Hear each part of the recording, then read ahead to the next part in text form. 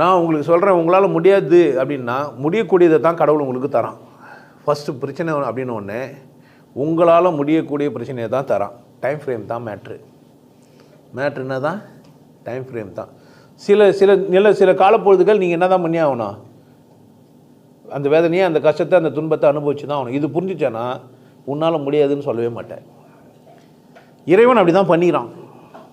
அந்த வினாடி நீ துக்கப்பட்டு ஆகணும். முள்ளு குத்தோன்னே வலிக்கும். இறைவான்னு நீ சொல்லுவ. நீ சொல்கிறதுனால அந்த முள்ளு வலி போயிடாது. இறைவான்னு சொன்ன உடனே போகாது. நீ ஆறுதல் தேடிக்கலாம். உனக்கு ஒரு பெரிய ஆறுதல் யார் அப்படின்னா இறைவன். உன்னால் முடியும்னு இறைவன் சொல்கிறான். நீ தான் அந்த முள் எடுத்துருவ, நீ தான் டாக்டர் அண்ட போவ, நீ தான் மருந்து போடுவ, நீ தான் சரியாகவும் ஆக்கிப்ப, நீ தான் இறைவனுக்கு நன்றியும் சொல்லிப்ப. எல்லாமே செஞ்சது யார் தான்? துக்கப்பட்டு போய் கடவுள்கிட்ட வேண்டதும் நீ தான். அந்த துக்கத்தை சரி பண்ணிக்கிறதுக்கான முயற்சி செஞ்சதும் நீ தான். சரியானதும் உன்னால் தான். முதல்ல வேண்ட நன்றி சொல்கிறதும் நீ தான்.